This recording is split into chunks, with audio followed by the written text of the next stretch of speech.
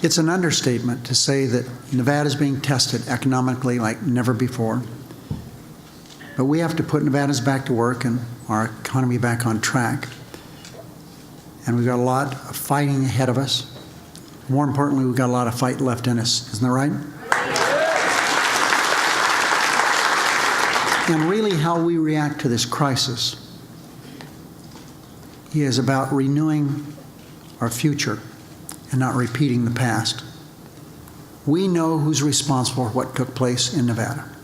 The place where people all over America looked, a place to get a job for 20 years, a place to start a business for 20 years, a place, of course, if you wanted to invest in real estate, it was here. But greedy Wall Street took that away from us.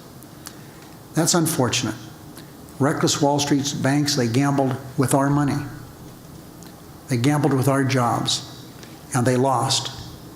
And it hurt Nevada more than any other place. Never again will Americans be required to bail out the banks that created their own problems.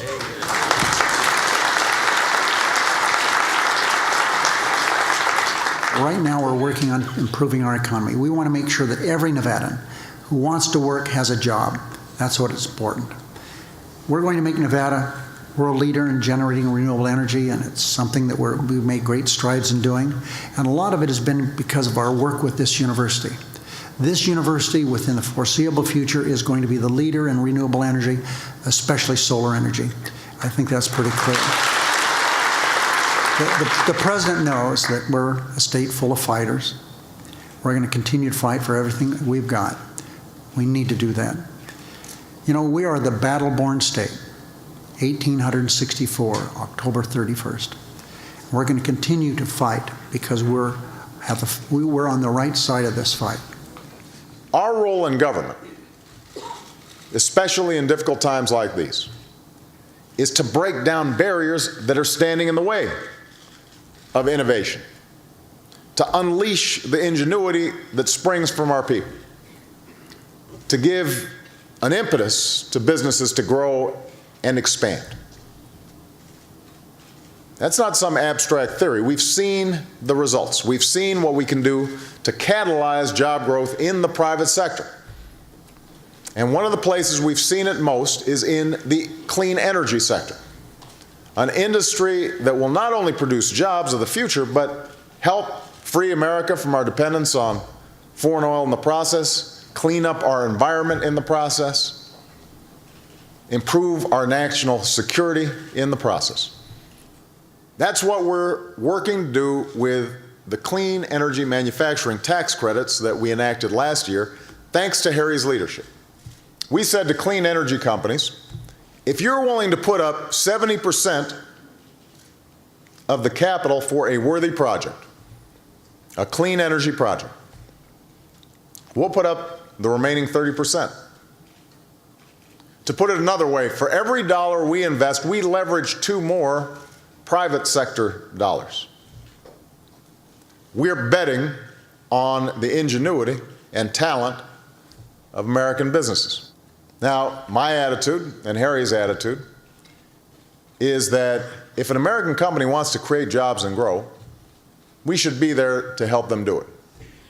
So that's why I'm urging Congress to invest $5 billion more in these kinds of clean energy manufacturing tax credits, more than doubling the amount that we made available last year.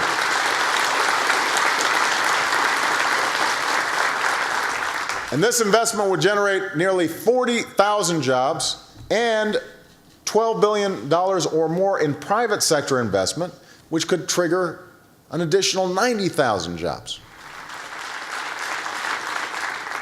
And we're now on the cusp of enacting Wall Street reforms that will empower consumers with clear and concise information that they need to make financial decisions that are best for them, and to help prevent another crisis like this from ever happening again, and putting an end to some of the predatory lending and the subprime loans that had all kinds of fine print and hidden fees that have been such a burden for the economy of a state like Nevada and haven't been fair to individual consumers in the process. So that's what Harry and I have fought for. And frankly, at every turn, we've met opposition and obstruction from a lot of leaders across the aisle. And that's why I'm glad I've got a boxer in the Senate who's not afraid to fight for what he believes in.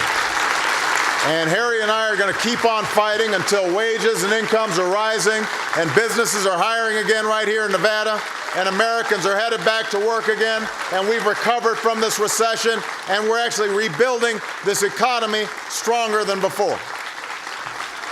That's what we're committed to doing. So Nevada, I know we've been through tough times. And not all the difficult days are behind us. There are going to be some tough times to come. But I can promise you this. We are headed in the right direction. We are moving forward. We are not going to move backwards. And I'm absolutely confident that if we keep on moving forward, if we refuse to turn backwards, if we're willing to show the same kind of fighting spirit as Harry Reid has shown throughout his career, then out of this storm, brighter days are going to come. Thank you very much, everybody. God bless you.